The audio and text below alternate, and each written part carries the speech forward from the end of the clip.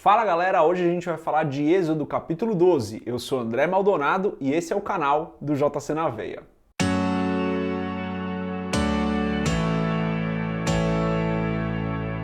Em Êxodo capítulo 12 a gente vê a última praga, a instituição da primeira Páscoa e os filhos de Israel finalmente saindo do Egito. Mas antes da gente continuar nesse vídeo, se você não é inscrito no nosso canal, se inscreve, deixa o seu curtir, compartilhe o estudo de Êxodo com outras pessoas e você já sabe, tem o devocional diário no nosso canal, se você quiser vídeo novo todo dia. E para comprar o livro Muito Além de um Pai, www.jcnaveia.com.br. No começo do capítulo, Deus explica para Moisés como deveria ser a Páscoa, como os israelitas deveriam celebrar essa primeira Páscoa. Nos versos 7 e 8, por exemplo, a gente lê o seguinte, ó: "E tomarão do sangue, e pô-lo-ão em ambas as ombreiras e na verga da porta, nas casas em que o comerem.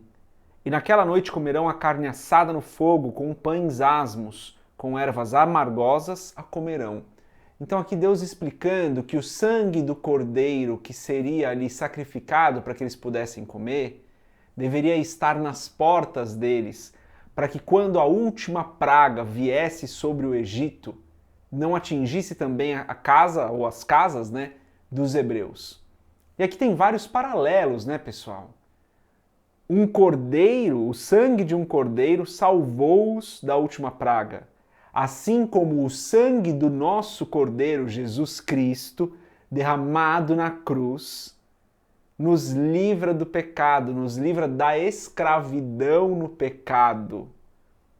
A morte do Cordeiro nos livra da escravidão no pecado. E quando nós somos cobertos com o sangue do Cordeiro, no dia do juízo final, nós seremos separados. E aqui eu estou fazendo algumas pausas justamente para vocês entenderem quantas referências tem entre os eventos quando nós formos separados do Egito. Então, ó, vamos lá, vamos tentar falar de todas elas aqui, ou pelo menos de algumas delas. O sangue cobrindo a porta, assim como o sangue de Cristo nos cobre. Um cordeiro imaculado, assim como Cristo sem pecado morreu na cruz por nós. Era a última praga no Egito. Assim como no juízo final, nós precisaremos estar com o sangue do Cordeiro nos protegendo. Na última praga do Egito, no último juízo que foi colocado naquele momento sobre o Egito, eles precisavam estar com o sangue do Cordeiro protegendo-os. Eles tinham que pegar aquele sangue e passar nas portas.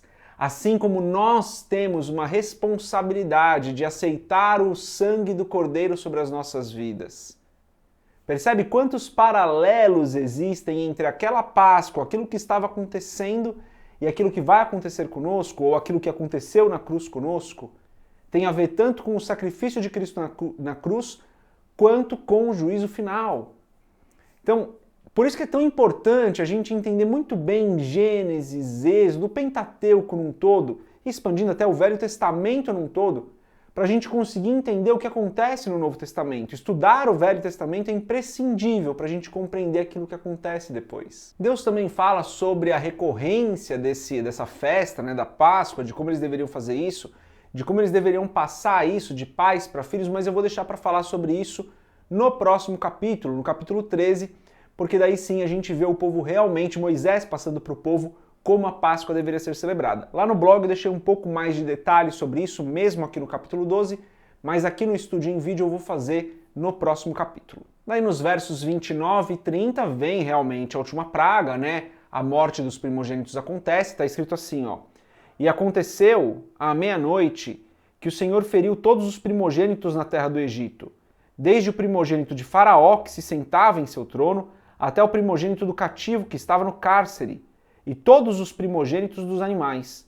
E Faraó levantou-se de noite, ele e todos os seus servos e todos os egípcios, e havia grande clamor no Egito, porque não havia casa em que não houvesse um morto." A gente volta, né, no capítulo anterior, onde a gente fala sobre esse momento, né, onde Moisés fala sobre esse momento para Faraó, ali com a revelação de Deus, um momento extremamente difícil para os egípcios, né, eles acordando no meio da noite, aqueles que estavam dormindo, com os primogênitos todos, tanto dos homens quanto dos animais, mortos. Então realmente um momento ali terrível para os egípcios, mas é o que acontece quando a gente vive para a nossa vontade, né? Faraó estava vivendo para fazer a vontade dele, ele se entregou para a vontade dele, para não obedecer ao Senhor. E é isso que acontece. Não é um paralelo claro aqui, né? Não é exatamente isso que acontece, então entenda o que eu estou dizendo. Mas quando nós vivemos para as nossas vontades, é isso que acontece, gera morte nas nossas vidas. Não estou falando que os primogênitos vão morrer, gente, pelo amor de Deus, entenda o que eu estou dizendo. Quando nós vivemos para fazer as nossas vontades e desobedecendo ao Senhor, isso traz morte para nós.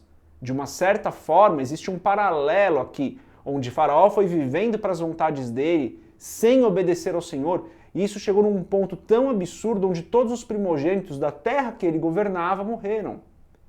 Aplicando isso de novo para as nossas vidas. Se vivemos para as nossas vontades, sem considerar aquilo que o Senhor deseja para as nossas vidas, isso certamente nos leva ao pecado, porque é pecado, né? E traz morte para as nossas vidas. Estou falando do que está na Bíblia, né? Porque o salário do pecado é a morte, desobediência a Deus é pecado, viver para as nossas vontades é pecado. E o salário do pecado é a morte. Então, olha como tem aqui um paralelo entre o que aconteceu com o Faraó, o que aconteceu com o Egito, e o que pode acontecer conosco se nós fizermos as mesmas coisas, se vivermos para a nossa vontade. Nós não vivemos para nós mesmos, nós vivemos para o Senhor. O cristão entregou a sua vida ao Senhor e a vida é dele agora. Então nós vivemos para fazer a vontade de Deus e não para fazer a nossa vontade. E daí por fim, ali no verso 33, como Deus havia dito, os egípcios pedem que os israelitas saíssem da terra deles, né? Que o povo hebreu saísse daquela terra. Está escrito no verso 33, e os egípcios apertavam ao povo, apressando-se para lançá-los da terra, porque diziam, todos seremos mortos. Então depois daquela última praga, daquele momento terrível ali para os egípcios, eles ficam ali até ansiosos para verem aquele povo fora dali, eles começam até a expulsar o povo, para que o povo saísse e não acontecesse mais nenhuma praga, né?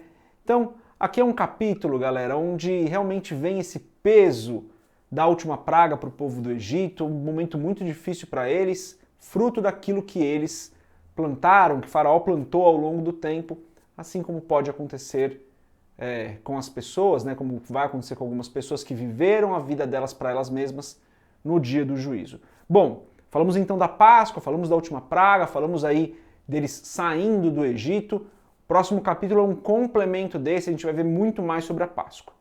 Tenho terminado esses vídeos aqui, então, com uma breve oração. Se você puder, se você quiser, feche seus olhos, curve sua cabeça e ore comigo. Pai, Tu és santo e bom, Tu és justo, fiel, Tu és o nosso Deus bendito e maravilhoso. Não há outro como o Senhor. Perdoa os nossos pecados, Senhor, como nós temos perdoado as pessoas que nos fazem mal. Ensina-nos, Pai, a perdoar. E tem misericórdia de nós.